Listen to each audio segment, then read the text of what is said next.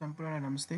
आज यस भिडियोमा हामी अहिले खुलिरहेको EDV 2024 को लागि कसरी फर्म भर्ने र यो फर्म भर्दाखेरि चाहिँ देखिएको जुन URL रिजेक्टेड भन्ने देखाइरहेको छ, यो फोटोको कारणले गर्दाखेरि देखिरहेको छ, त्यसलाई कसरी सल्भ गर्ने भन्ने कुरा चाहिँ यस भिडियोमा म आज तपाईहरुलाई बताउन गइरहेको छु। भिडियोलाई स्किप नगरिकन हेरिदिनु होला। ल अब भिडियोतिर जाउँ। तपाईहरु सुरुमा चाहिँ dbprogram.state.gov सर्च गरेर चाहिँ यो पेजमा आउनु होला। यहाँ गइसकेपछि तपाईहरु बिगिन एन्ट्री, अब फोटोको लागि म एकछिन पछि भन्नेछु। बिगिन एन्ट्री तपाईहरु यहाँबाट एन्ट्री गर्दै जाँदाखेरि अब तपाईको लागि यसरी एउटा क्याप्चा को यहाँ पेज खुल्छ। यसमा चाहिँ तपाईहरुले यो देखिरहेको वर्डहरु चाहिँ यहाँ टाइप गर्नुपर्ने हुन्छ, अथवा तपाईले बुझ्नु भएन भने यसमा क्लिक गरेर अर्को वर्ड पनि निकाल्न सक्नुहुन्छ। तपाईले टाइप गर्नुपर्ने हुन्छ, त्यहाँ दिएको क्यापिटल छ भने क्यापिटल 3 क्यापिटल T अनि 4 3 यसरी चाहिँ सबमिट गर्नुस्। सबमिट गरेपछि तपाईको लागि यो फर्स्ट पार्ट चाहिँ ओपन हुन्छ। यहाँ तपाईको डिटेल भर्दै जानुपर्ने हुन्छ। म सुरुबाटै तपाईहरुलाई देखाउन गइरहेको छु। लास्ट नेम हाल्नु होला। यहाँ तपाईको जस्तै मेरो नाम समीर बिके हो भने म पहिले बिके लेख्नुपर्ने हुन्छ। लास्ट नेम बिके, सकेसम्म क्यापिटल लेख्नु होला बिके। अनि यहाँ फर्स्ट नेम लेख्नुस् SAMIR, मेरो समीर हो। अनि तपाईको जस्तै बीचमा कुनै नेम छ भने मिडल नेम लेख्नु होला।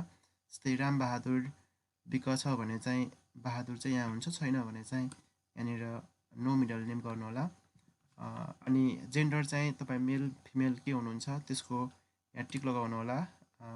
त्यसैगरी तपाईको इंग्लिश डेट चाहिँ तपाईले गुगलमा गएर सर्च गर्दा पनि हुन्छ, अथवा हाम्रो पात्रो अथवा नेपाली क्यालेन्डर त्यहाँ गएर पनि तपाईले ट्रान्सलेट गर्न सक्नुहुन्छ आफ्नो बिएसलाई एडीमा। मेरो चाहिँ 1996 29 अनि 12 मन्थ्स यसरी डेट, आफ्नो डेट अफ बर्थ चाहिँ राख्नु होला। अनि तपाई कहाँ जन्मिनु भएको हो, तपाईको जुन बर्थ सर्टिफिकेट छ त्यसको आधारमा राख्दाखेरि तपाईलाई सजिलो हुन्छ। तपाई जहाँ जन्मे पनि बर्थ सर्टिफिकेट बनाउँदाखेरि कहाँबाट बनाउनु भएको छ त्यो बनाउँदाखेरि राम्रो, त्यो पछि देखाउने डकुमेन्ट नै त्यो हुन्छ, अथवा तपाईको नागरिकतामा जे छ त्यो राख्दा पनि फरक पर्दैन। मेरो चाहिँ PYUTHAN प्युठान हो। अनि त्यसै गरिकन अब प्युठान भनेपछि नेपालमै पर्यो, नेपालमा जन्मेको भयो।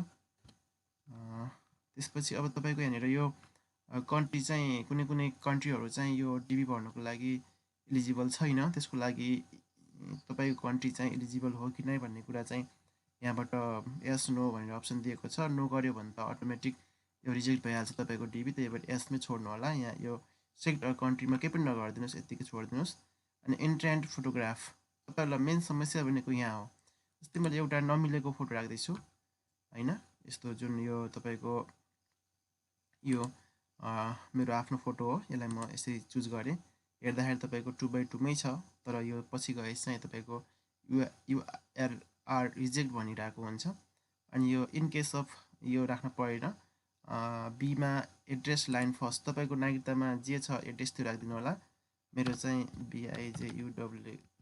BIJUAR बिजुआर 5 PYUTHAN प्युठान छ। जस्तै अर्को चाहिँ तपाईको अहिलेको हालको ठेगाना कहाँ छ त्यो राख्दिनु होला। लमै 1 दाङ। अनि सिटी चाहिँ कहाँ हो तपाईको, अब त्यो राख्दिनु होला लमही। अनि तपाईको डिस्ट्रिक्ट चाहिँ यहाँ लेख्दिनु होला दाङ। पोस्टल कोड चाहिँ लमैको चाहिँ सर्च गर्नु होला गुगलमा गएर, पोस्टल कोड लमै भन्यो भने आउँछ यहाँनिर यसरी गएर postal code of Lamahi POSTAL postal COD code of Lamahi Dang यसरी तपाईले गर्न सक्नुहुन्छ।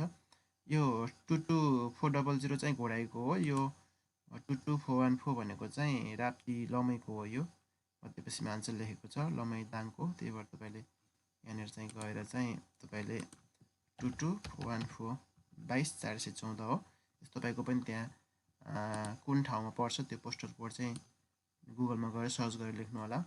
अनि कन्ट्री चाहिँ नेपाल भइहाल्यो।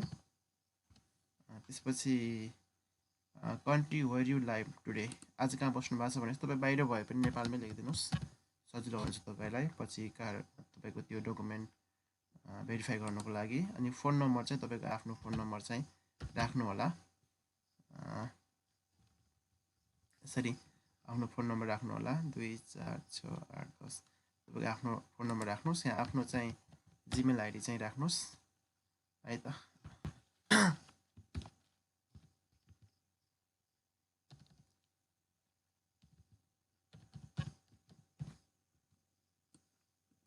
कपी पेस्ट गर्न मिल्छ कि हेरौँ है त। नमिल्दो रहेछ।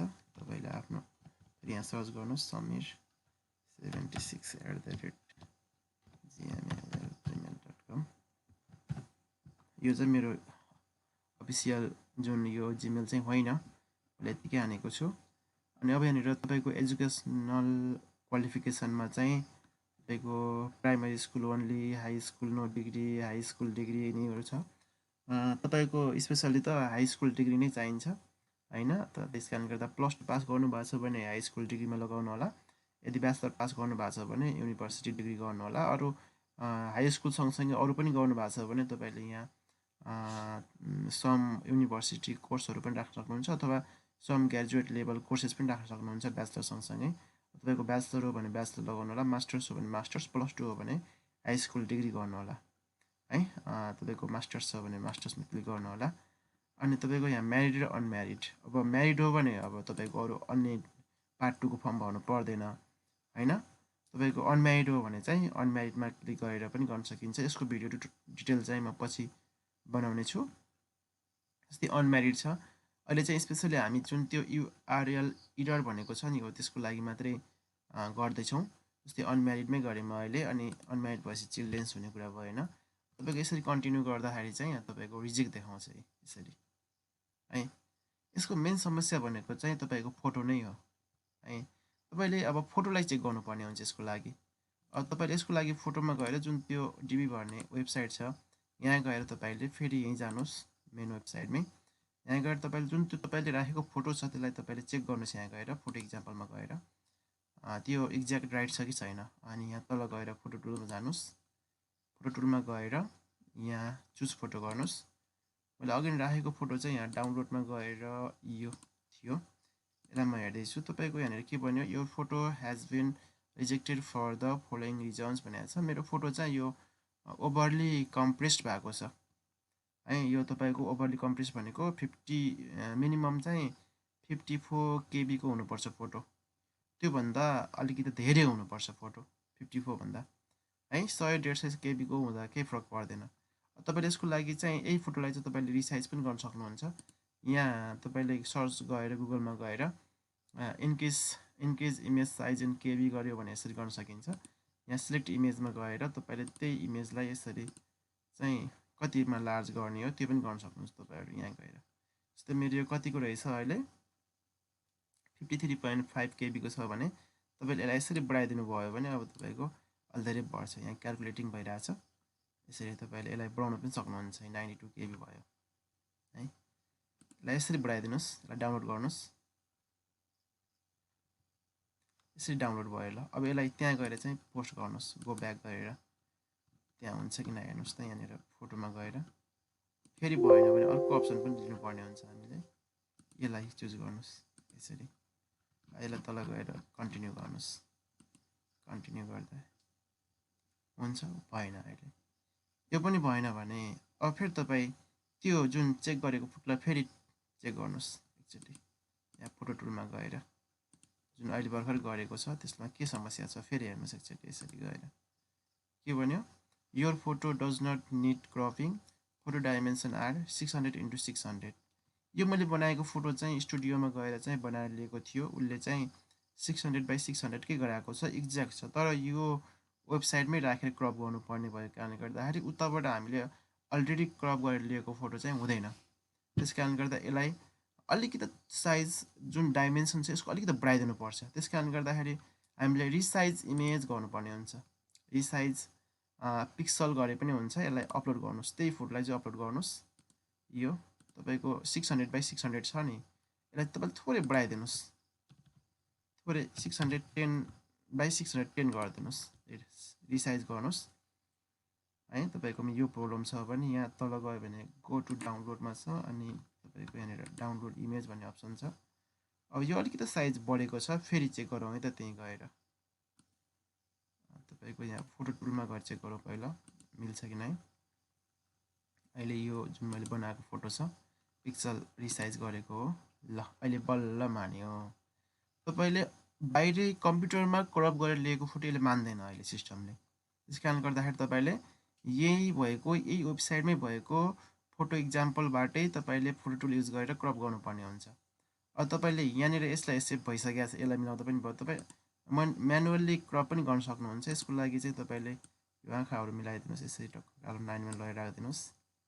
यसरी यसलाई सेभ गर्नुहोस् अनि यसरी यसलाई डाउनलोड गर्नुहोस्।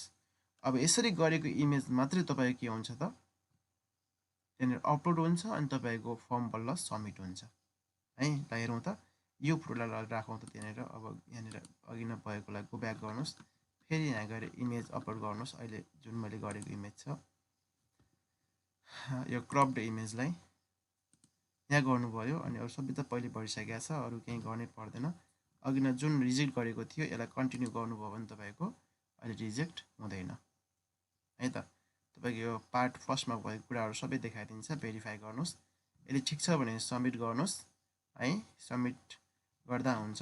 तपाईँको यदि ठिक छैन भने चाहिँ फेरि यसलाई गो ब्याक टु पार्ट 1 गएर पनि गर्न सकिन्छ। यसलाई सबमिट गर्नुभयो भने चाहिँ तपाईँलाई सबमिटेड भन्छ अनि तपाईँलाई त्यहाँनिर कोडहरू अनि कन्फर्मेसन कोडहरू उता यता दिएको हुन्छ।